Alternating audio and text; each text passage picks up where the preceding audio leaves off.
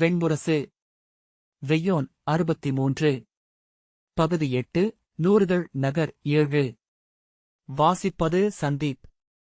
அருக, முட்டைக்குள் இருப்பதுவரை தன்னை நாகமென்றே அறியாத பெருநாகமொன்றிருந்தது. அதையே முதல் நாகமென்பது நாகர்குலக் கதை மரபு. மிகச்சிறிய முட்டை அது. ஈயின் விழியும் எறும்பின் விழியும் தொட முடியாத அளவு சிறியது.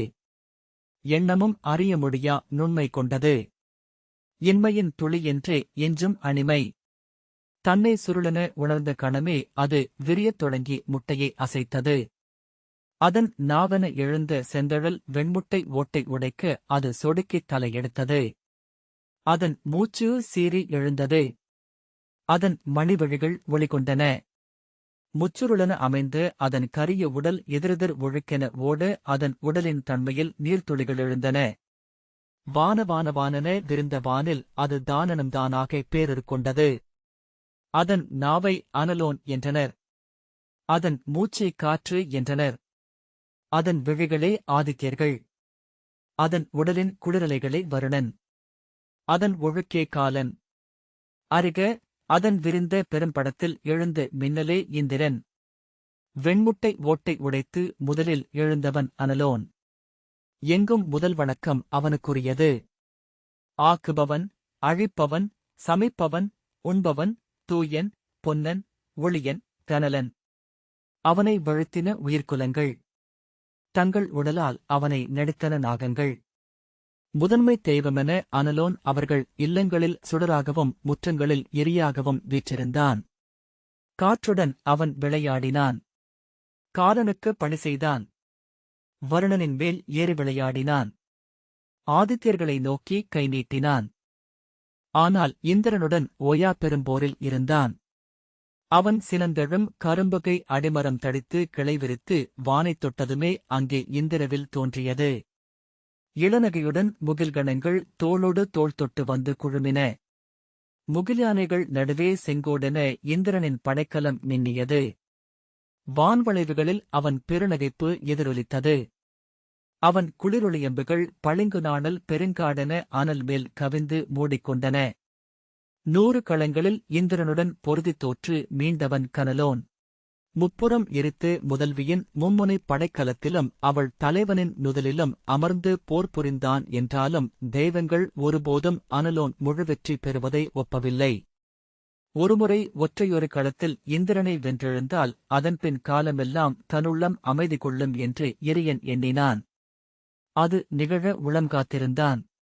யுகங்கள் மடிந்து மகாயுகங்களாயின. மன்வந்தரங்களாகி மேலும் மடிந்தன. அவன் விழைவு கைகூடவில்லை.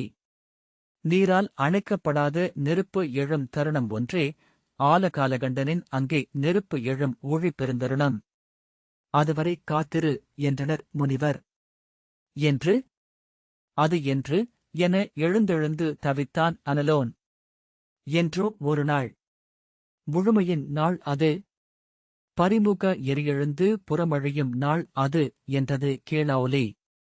எவரும் வெல்லாத போர்களை மட்டுமே மானுடம் நினைவில் வைத்திருக்கிறது. அப்போர்கள் முடிந்த பின்னர் தெய்வங்கள் களம் நின்று அமலையாடுகின்றன.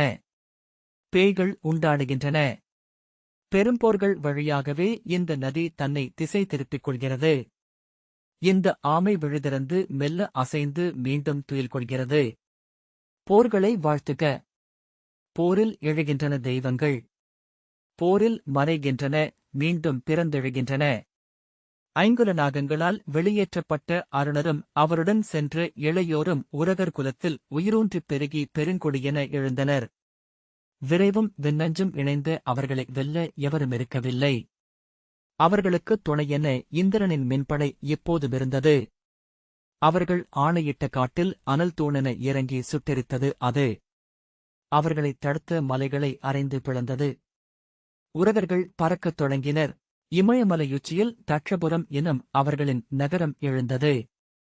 பறக்கும் நாகர்களான தட்சர்களின் அத்தலை நகரத்தை சுற்றியிருந்த 12 மலைமுடிகளையும் 7 அடர்காட்டுச் சமவெளிகளையும் அவர்கள் ஆட்சி செய்தனர்.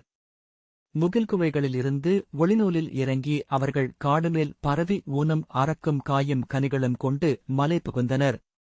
சமவெளிகளில் வாழ்ந்த 8 மலைக்குடிகளின் 170 சிற்றூர்களில் திரை கொண்டனர். தேஜோபதியின் கரையில் அமைந்த பீதசிலை என்ற சிறு துறைமுகத்தில் அவர்களிடம் வணிகம் செய்ய கங்கை வணிகரும் சிந்து வணிகரும் கீழ்நிலங்களில் இருந்து வந்து மலைச்சரிவில் தேவதாருக்களின் அடியில் கட்டப்பட்ட யானைத்தோல் கூடாரங்களில் காத்துக் கிடந்தனர். பொன்னும் பட்டும் படைக்கலங்களும் மதுவும் கொண்டு வந்து நிகராக வைரக்கற்களை வாங்கிச் சென்றனர். தட்சநாகர்களின் மலைநகரை மானுடர் எவரும் கண்டதில்லை. யுகங்களுக்கு முன்பே அங்கே பல்லாயிரம் குகைகளில் வான்நாகங்கள் பல கோடி வருடம் வாழ்ந்திருந்தன என்றனர் பழங்குலப்பாடகர். அவர்கள் அங்கே தங்கள் ஒளிரும் விழிகளையும் நச்சுமூத்து இறுகிய நாகமணிகளையும் விட்டுவிட்டு மறைந்தனர். அக்குகைகளுக்குள் கரிய மண்ணில் சுழந்து செறிந்திருந்த அவற்றையே தட்சநாகர் கொண்டு வந்தனர் என்றனர். சிறிய சந்தனப் பேழைகளுக்குள் செம்பஞ்சு கதுப்பில் வைத்து தட்சர் கொண்டு வரும் அற்றமணிகளையும் அமுதமணிகளையும் விழிவிரித்து நெடுநேரம் பார்ப்பவர்கள் நாகவழியை நேர்கண்ட மயக்குக்கு ஆளானார்கள். அவர்களின் கனவுகளில் சுருள் சுருளென நாகங்கள் எழுந்தன. மையச்சுருளில் ஒற்றை விழியென அமைந்திருந்தது நஞ்சென தன்னைக் காட்டும் அமுது. உரகதட்சர் ஆற்றல் கொள்ளுந்தோறும் ஐங்குல நாகர்களும் அழுக்காரடைந்தனர். தட்சர் குலத்தின் அரசரான 102வது தட்சர் பிரபவரை தங்கள் ஐங்குலத்து அவைக்கு அழைத்தனர். இந்திரனுக்குரிய மக்கள் நாங்கள். விண்ணில் பப்பவர்கள். மண்ணில் இழையும் எவருக்கும் நாங்கள் அடிபணிய வேண்டியதில்லை என்றார் பிரபவர். நாகர்கள் அனைவரும் பேரரசர் நந்தவாசுகியை பணிந்தாக வேண்டும். குலப்பேரவைக்கு திரை கொடுத்தாக வேண்டும் என்கின்றனர் ஐங்குலமூத்தோர். பிரபவர் அச்சொல் கொண்டு வந்த செய்தியர்களின் முடியை மழித்து காது மடல்களை வெட்டி திருப்பியனுப்பினார். தங்கள் முன் வந்து நின்ற செய்தியர்களின் துயர் கண்டு நாகமுத்தோர் சினந்தெழுந்தனர். கையிலிருந்த நாகபடக்கோலை தலைக்குமேல் தூக்கி செல்க, படை கொண்டெழுக என்று நந்தவாசுகி அறை கூவினார். போர் போர் என்று கூவியார்த்து எழுந்தது ஐநாகர்குலம். ஐங்குல நாகர்களும் சினந்து படை கொண்டு எழுந்தபோது விண்ணுலாவிய தேவர்கள் மண்ணிலெழுந்த இடியொலியென போர் முரசொலியை கேட்டனர். அத்தெய்வங்களின் கால்களில் மெல்லிய நடுக்கம் கடந்து சென்றது. போர் நிகழவிருக்கும் நிலத்தில் கூழாங்கற்களின் ஒளியில் விழுதிறந்து அவர்கள் காத்திருந்தனர். மண்ணின் சிறு சுழிகளாக வாய்திறந்து நாதுழாவி குருதிவிடாய் கொண்டனர். சிறு பூச்சிகளின் சிறகுகளில் ஏறி காற்றில் களியாட்டமிட்டனர். ஐராவத, கௌரவ்ய, திருதராஷ்டிர குலங்கள் வாசுகி குலத்து அரசர் நந்தவாசுகியை முதநிறுத்தி போர்வேள்வி ஒன்றை மூட்டின. தங்கள் குலமூத்தாரைக் கூட்டி மூதன்னையரை வணங்கி முதற் தெய்வங்களை துணை கூட்டி சொல் நாடினர்.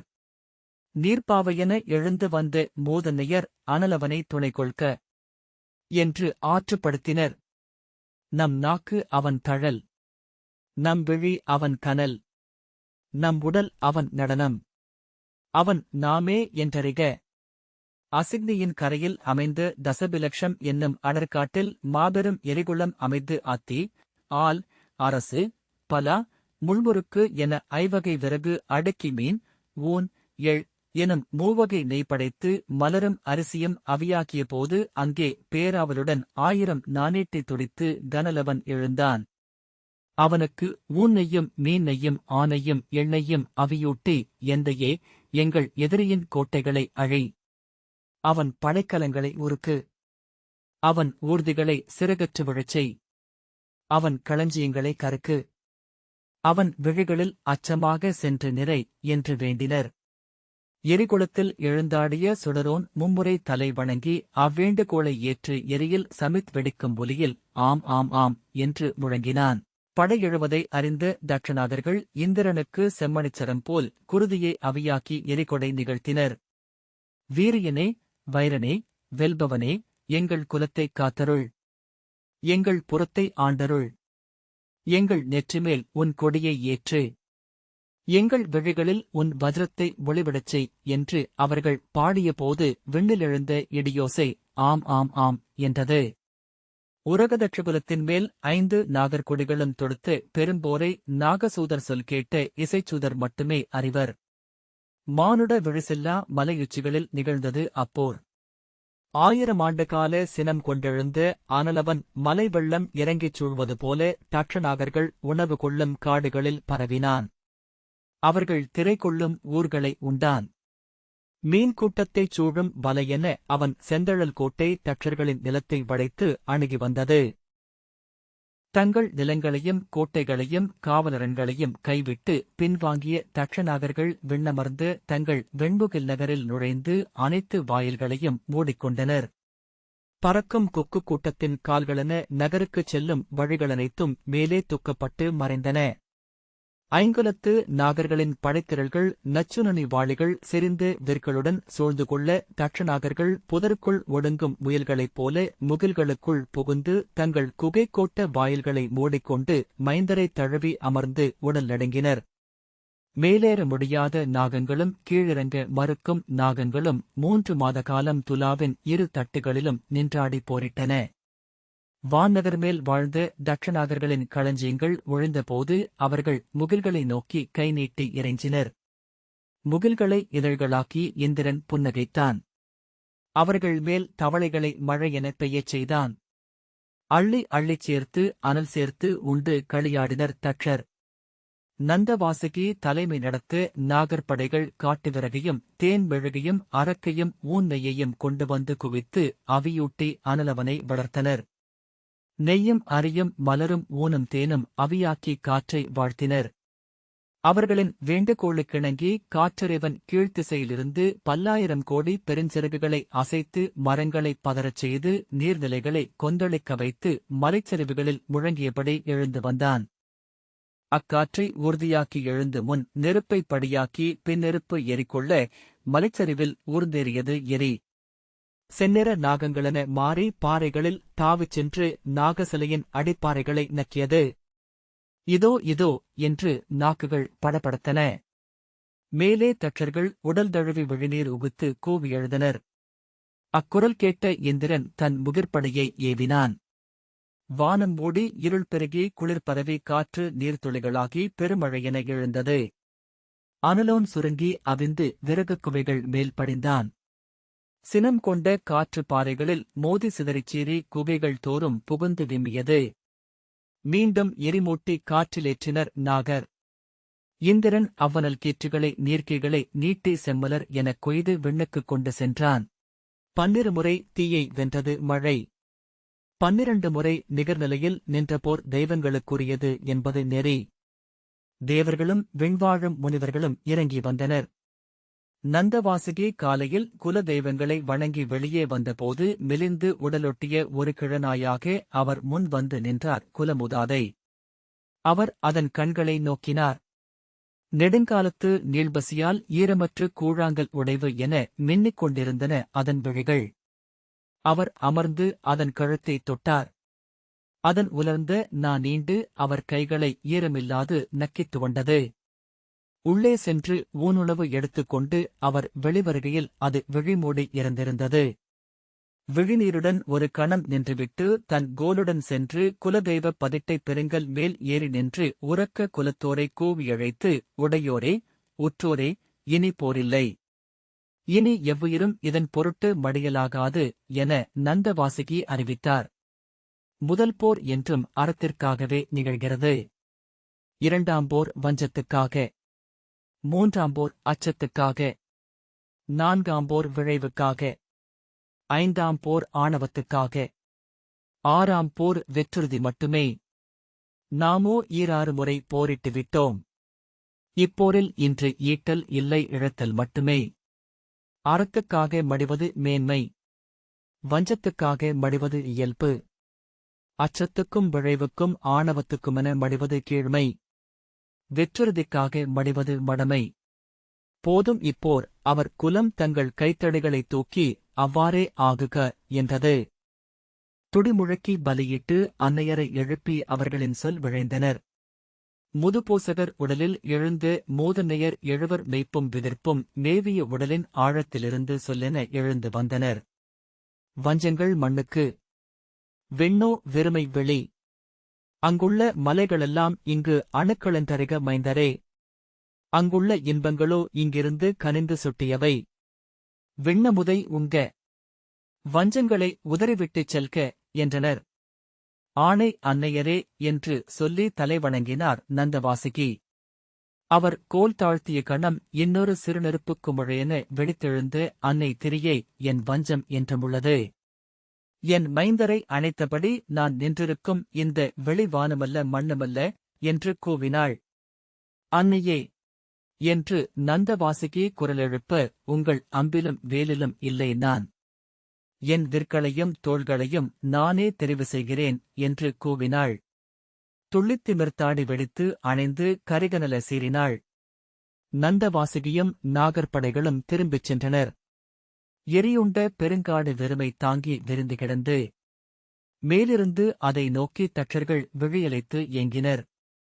தட்சர் குலத்து படைத்தலைவர்கள் ரிஷபரும் பிரஹதரும் விஸ்வரும் காலநேமியும் கிருதரும் பூர்ணரும் இறங்கி வந்து அந்த வனத்தில் உலவினர். அவர்கள் கண்டதெல்லாம் கரி மட்டுமே. அக்கருநடுவே தட்சபுரத்து அரசர் பிரபவரும் 7 துணைவியரும் கருகிக் கிடந்தனர். பெரும்புகள் கொண்ட தட்சகுலம் இன்று அழிந்தது என்று சொல்லி காலநேமி கண்ணீர் உகுத்தார். இங்கிருந்து நாம் கொண்டு செல்ல இனி ஏதுமில்லை என்றார் விஸ்வர். அப்போது மூதன்னை திரியே குனிந்து விழுகூந்து பொறுங்கள் என்றாள். இறந்து கிடந்த பிரபவரின் 7வது துணைவி சத்யையின் வயிறு அதிர்வதைக் கண்டாள். அவ்வதிர்வின் மேல் கை வைத்து உள்ளே மைந்தனிருக்கிறான் என்றாள்.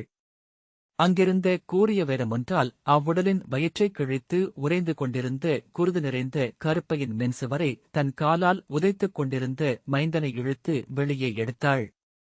வாய் நிறைத்த வெண்பற்களுடன் ஒளிமணிக் கண்களுடன் இருந்த மைந்தன் சீறி எழுந்து திரியையின் கைகளை கடிக்க வந்தான். அவள் நகைத்து, நாகன் என்றாள். வெள்ளற்கரிய தட்சன் இவன். இளைய தட்சனை கையில் ஏந்தியபடி அவர்கள் கிளம்பினர். ரிஷபர் தன் தோழர்களிடம், நாம் இங்கினி வாழ்வதில் பொருளில்லை.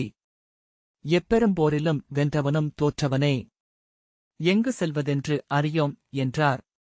மூதன்னை திரியை, நாம் அதை இந்திரனிடமே கேட்போம். இதோ இங்குளான் தட்சன். இவனைக் காப்பது விண்ணவன் கடன். நாகர் மலைநகர் மேல் எரி எழுப்பி இந்திரனை வாழ்த்தினர். இளமழை வடிவாக வந்து அவர்களை தழுவினான். அந்த மழைத்தூறல் காட்டிய வழியில் அவர்கள் தங்கள் மைந்தரையும் செல்வங்களையும் தோளிலேற்றிக் கொண்டு நடந்தனர். வெம்மை மாறாத தோல் சுருள் ஒன்றுக்குள் இளைய தட்சனை வைத்திருந்தனர்.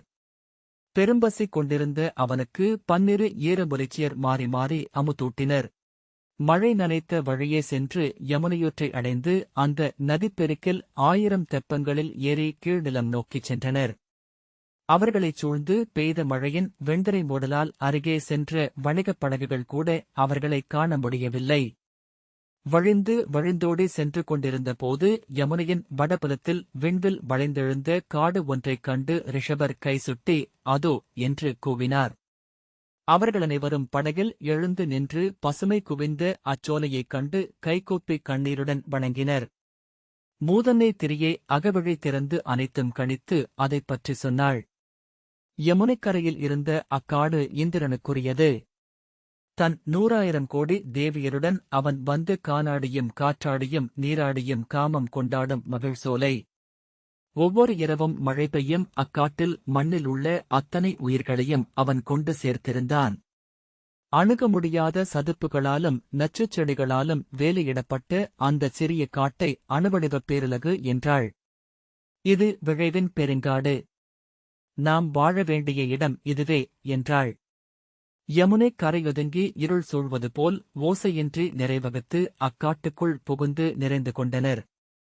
அவர்களுக்கு மேல் இந்திரனின் அமுது குளிர்ந்து குளிர்ந்து பொழிந்து கொண்டிருந்தது.